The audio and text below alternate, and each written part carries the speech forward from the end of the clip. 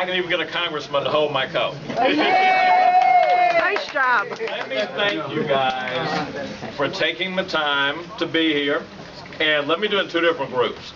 You know, I know a lot of you are just folks who heard there's some good Republicans in town and you wander the area. If you've been volunteering with the campaign in any way, shape, or form, raise your hand. All right. Give these folks a hand, ladies and gentlemen. Everybody who just raised their hand who's a part of this campaign, you are going to be the ones who 10 years from now, 20 years from now, you're going to get to turn to your kids and your grandkids and say, at a time when America needed to change directions, at a time when we needed to alter the mistakes we were making in Washington, at a time when freedom was under siege, I was one of the people who went to the front of the line. God bless you. I worked on the Saturday night before the election. I worked on the weekend before the election. And I made a decision that rather than gripe and complain, I was going to take my country in my own hands. God bless you.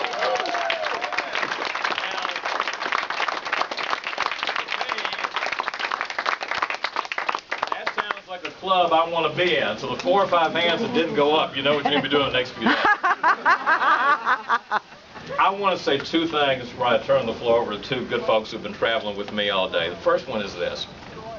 I don't have to tell you guys and ladies what you're working for. Every election, I know we all say it. We all say, oh, this is the most important election we've ever seen.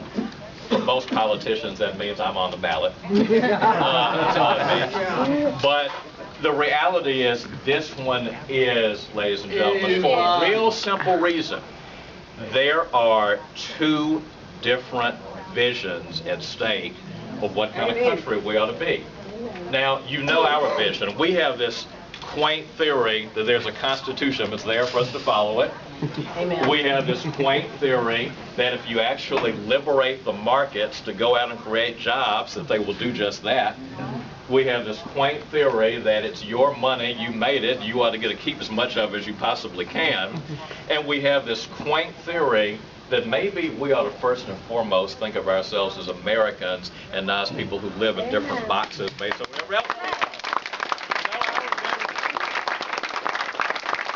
Now, I think you know their vision, but I spent, as a few of you know, I spent a little bit of time on the other side, so I'll share it with you just a little bit in case you need it clarified.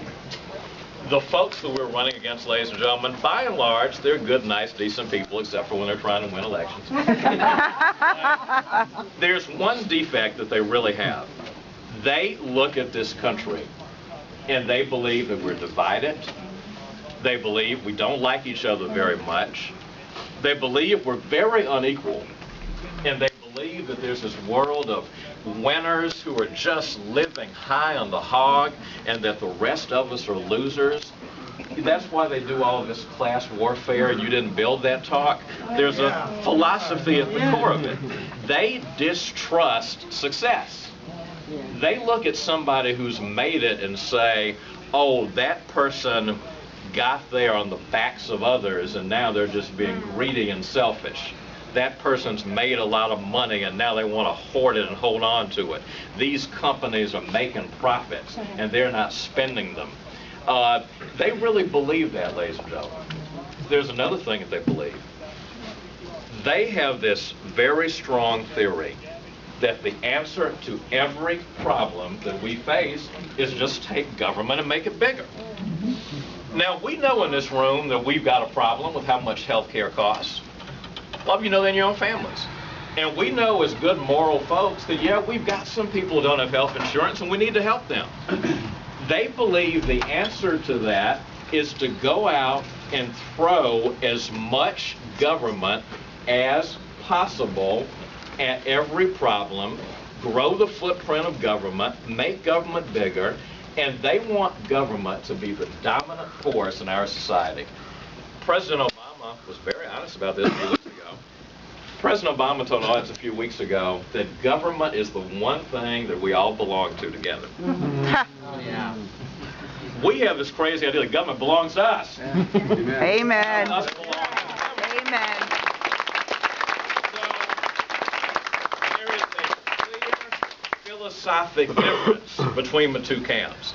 And it ought to motivate you because, ladies and gentlemen, what if Barack Obama wins re-election with his record? No. What if he wins re-election with a record that has failed the American people? What if the one thing you do is Obamacare and people still don't like it and they put you back in anyway?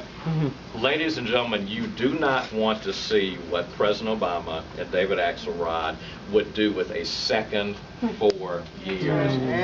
We don't want them on Wednesday night to be sitting there in that Oval Office thinking, oh, we got one over.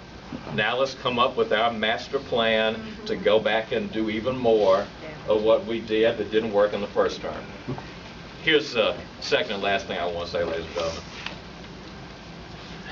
Please understand how close this race is going to be. All day people have been grabbing us and saying, tell us what the real numbers are in this race. Folks, we hit the same websites you do. We don't know anything you don't know. But I do know two things. I know that we had 30,000 people last night in Ohio. Yeah! Yep.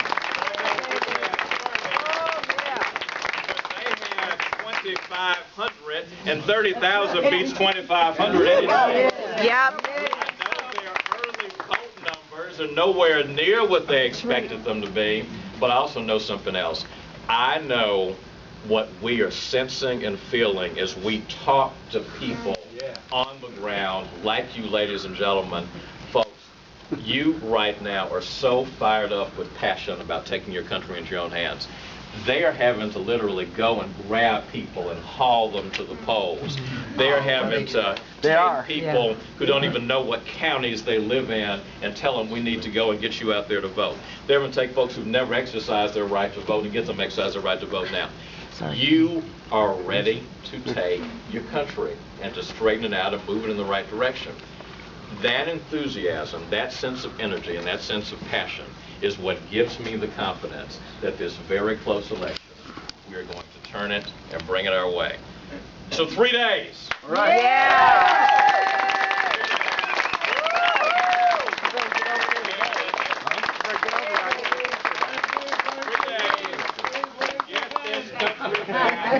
Thank you, as we say in the Baptist church. Thank you for what you have done. Thank you for what you're doing. Thank you for what you will do.